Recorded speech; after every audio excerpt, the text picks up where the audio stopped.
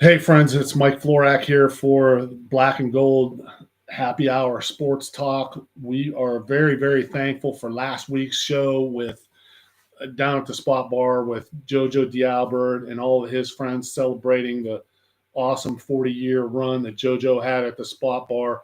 Thank you so much again to our sponsors, Tony Rinaldi up there with Rinaldi Law Offices in Cleveland, Ed Gahn with the O Patio and Pub on Lane, the place to be for any pregame activities in Columbus when you're trying to watch the Buckeyes play basketball, football, baseball, whatever it is up there. Perfect location, great time up there at the O. And also the Vukovic family. Steve, thank you so much. And thank you for Valerie for all of their generosity to make that happen. JoJo was really touched by it.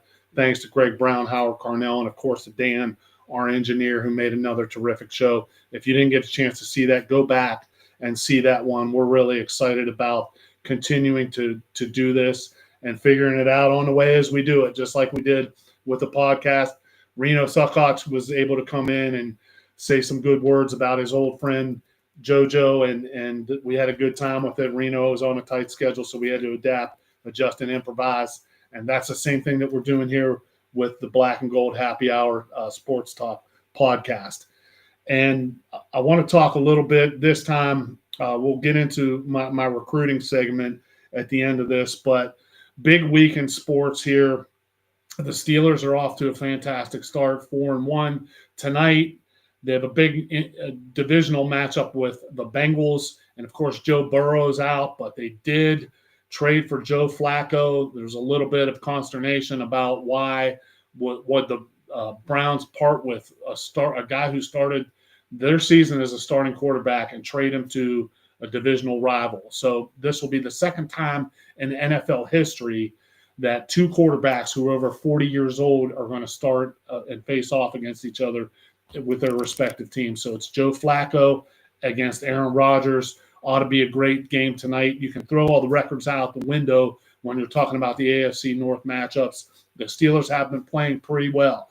They did what they had to do against the Browns last weekend, took care of business against a lesser opponent. The defense looked better. The defense has looked really good since the return of Derek Harmon to stop the run a little bit better. They're relatively healthy is one thing you have to concentrate on. What's going on with the Steelers. They don't have a ton of injuries. Baltimore, conversely, is 1-5. Who would have thought that Baltimore would be 1-5 at this juncture in the season? But they are. However, they're staring down the barrel of a much easier schedule as this season continues to play out. The Steelers have a difficult schedule. It's going to get tougher as this season continues to play out. Baltimore is also going to get Lamar Jackson back, and I believe 5 starters, including Roquan Smith, on their defense. So look for Baltimore to be really, really tough from here on out. So the Steelers have a big matchup tonight. We'll see how that maps out the course of the season. They could go 2-0 in the AFC North, 5-1 overall with a win tonight against the Bengals. The Penguins got off to a pretty good start, 2-0 under new coach Dan Muse, subsequently lost 3 games, including a tough one the other night at Anaheim out on the West Coast. They also play tonight. I believe it's the Kings late tonight. So you have the Steelers and the Penguins going on tonight for sports fans. Ought to be a terrific night to watch sports.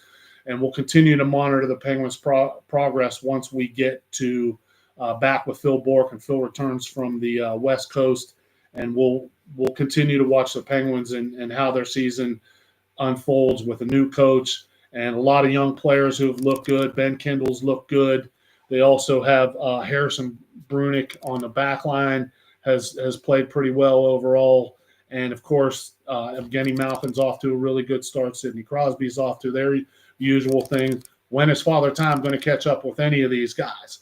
So Father Time's going to be big on the docket tonight with the Penguins and their older superstars, and of course with the Steelers with Aaron Rodgers at the controls and going against Joe Flacco, who is also, as we said, over 40 years old. So it ought to be a good night. Also, last week, when is it great? When is it better to have Greg Brown, and also Rich Donnelly in the house talking baseball, talking Pirates.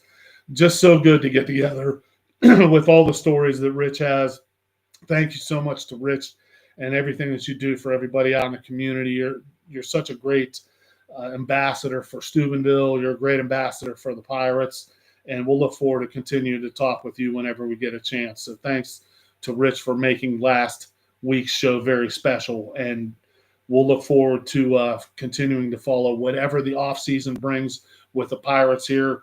Greg let us in on a little bit of insight that he doesn't think it's going to be long till you see some serious activity with the Pirates as far as pursuing free agents and or trades to bolster that offensive lineup to give the Pirates a much better chance to succeed as far as making a playoff run next year. So the Steelers, Pirates, and Penguins are always on our black and gold forefront. We also had a terrific time, and we're going to continue to talk with Tom Teak-Mort about the Unified Sports Program at Indian Creek High School, and we talk about everything that's going on, sports in the tri-state area.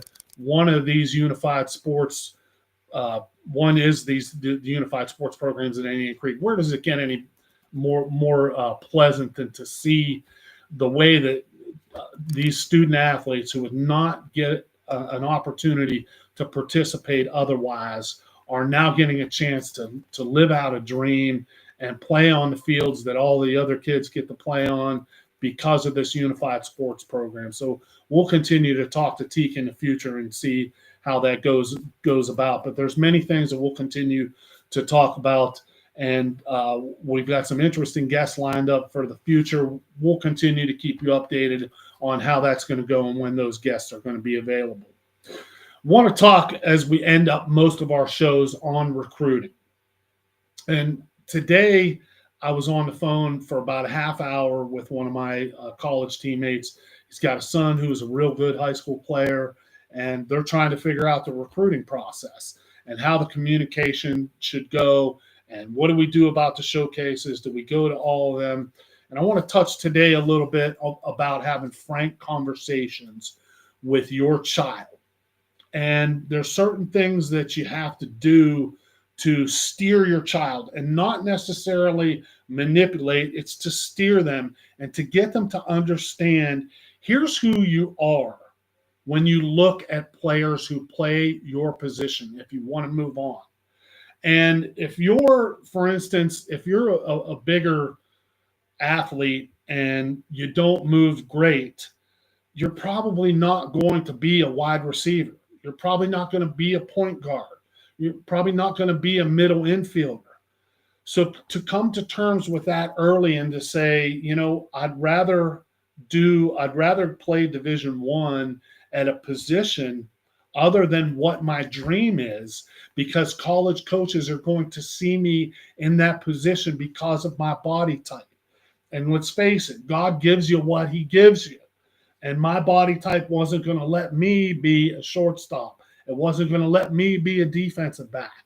So being left-handed and having, you know, a bigger rear end and all the bigger stuff that comes with that wasn't going to allow me to move that quick and be a guy who played some of those different positions. So I had to come to terms with who I was and watch other college games.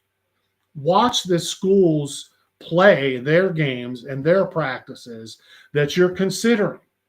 And if the players at those positions physically look like you, then you could see yourself fitting in there. But if you're, 230 pounds and you want to play shortstop or wide receiver somewhere, guess what? You're going to go to those practices and you're not going to see a 5'11", 230-pound wide receiver. So you have to come to terms with who your son or daughter is. Okay, and let's put it into volleyball terms. If your daughter's 5'3", there's going to be only one or two little spots on the volleyball court that she's going to be able to play.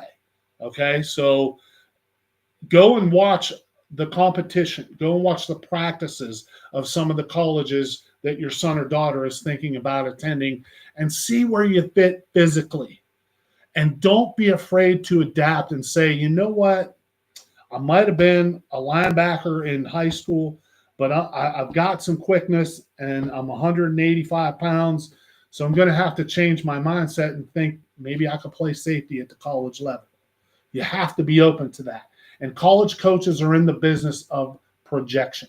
So projection means, where do I see this kid 2 or 3 years down the line as he or she continues to develop in our program? What's their body type? How fast are they? How quick are they? How strong are they? And all those kind of things that go into seeing where someone is several years down the line.